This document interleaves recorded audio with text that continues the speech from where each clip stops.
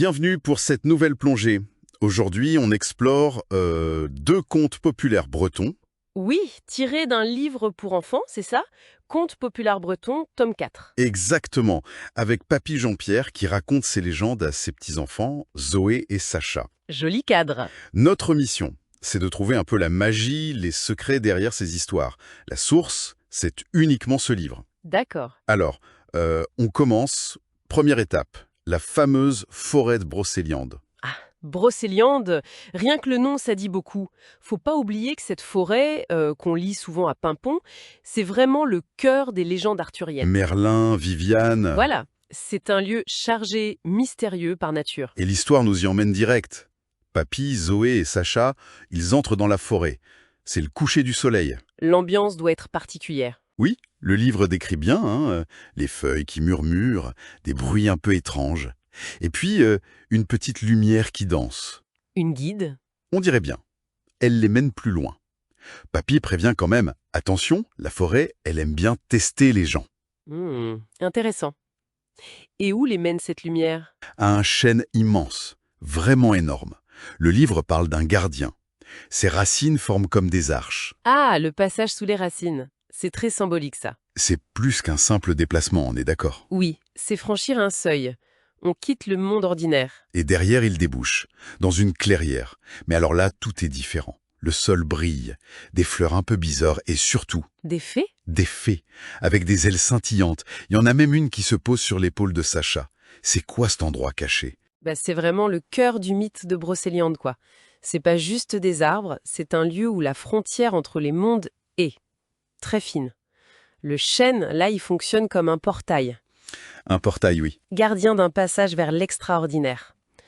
Souvent réservé à ceux qui sont guidés ou qui montrent qu'ils en sont dignes, en quelque sorte. Et justement, l'épreuve arrive. Une grande fée leur dit que pour connaître le secret de la forêt, il faut trouver la pierre de vérité. Ah, la quête de l'objet magique. Classique. Ça teste souvent la persévérance, l'intuition. Pas la force au brut, non. Exactement. Alors, guidés par des étincelles, ils la trouvent. Dans un creux de roche.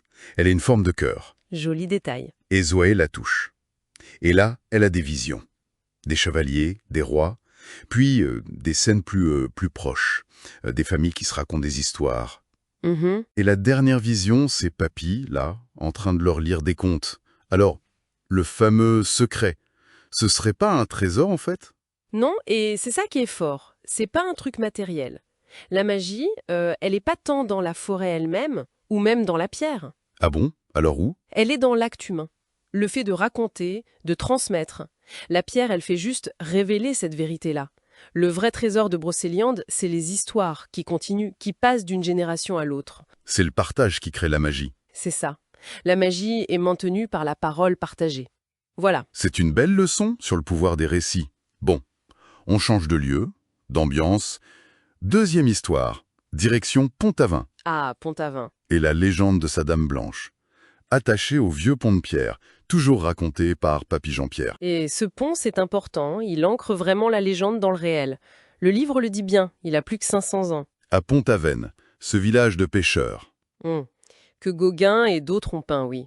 Ce cadre très concret, ça donne une force particulière au drame. Le drame, c'est une histoire d'amour. Gwenaëlle, la fille du meunier, et Yann, un jeune pêcheur. Et ils se jurent fidélité sur ce pont, le lieu de la promesse. Mais voilà, la vie est dure. Une tempête s'annonce, mais Yann doit partir en mer. Bah oui, pour gagner l'argent pour leur mariage, c'est la réalité économique de l'époque. Il part, et il emporte le foulard blanc de Gwenaëlle, comme un porte-bonheur. Et il ne revient pas. Disparu en mer. Terrible. Et là commence l'attente pour Gwenaëlle. Une attente terrible. Chaque jour pendant 2 mois. 2 mois, ouais. Oui, elle revient sur le pont, habillée avec sa robe de mariée, blanche. Elle regarde l'horizon. Elle refuse de perdre espoir. Le comte la décrit installant même un petit hôtel de fleurs. Elle devient toute pâle, son cœur est malade de chagrin. L'image est... Très puissante. Elle incarne la fidélité poussée à l'extrême, mais aussi le désespoir qui la ronge. Et la fin est tragique. Une nuit de pleine lune, elle est épuisée. Elle croit voir Yann, Dans la rivière, hein. oui en bas, qui l'appelle. Alors, dans un dernier élan, d'amour, d'illusion peut-être, elle saute.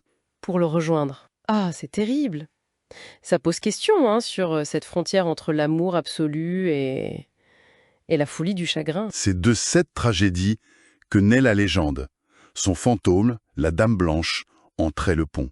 Mais une présence bienveillante, si je comprends bien. Oui, Papy la décrit comme douce, triste, mais pas méchante.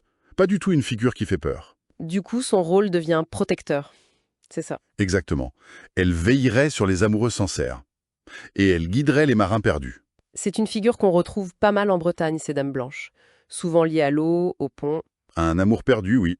Tout à fait. Le blanc de sa robe, du foulard de Yann aussi, ça devient symbole de pureté, de fidélité, mais aussi de deuil, de présence spectrale. Le livre parle aussi des lettres d'amour de l'époque. Ah oui, comme une autre trace de ses sentiments forts. Exactement. Une autre façon de faire perdurer l'amour.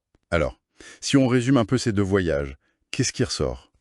D'un côté, à Brocéliande, on a la magie qui naît des histoires qu'on se raconte, de la transmission. Mhm. Et de l'autre, à Pont-Aven, c'est la force de l'amour, du souvenir, qui défie même la mort. Deux contes pour enfants, mais avec des thèmes profonds, universels. C'est ça. La mémoire, le courage, l'amour, la perte. Et ça montre bien comment le merveilleux peut venir de la parole, du partage, mais aussi de la force d'un sentiment, d'un souvenir qui refuse de s'effacer. Et ça nous laisse peut-être avec une idée à méditer. Si la magie de Brocéliande, c'est les histoires qu'on raconte, et si la Dame Blanche incarne cet amour qui dure, comment est-ce que nos propres histoires, et les amours qu'on chérit, façonnent notre propre petite magie au quotidien ?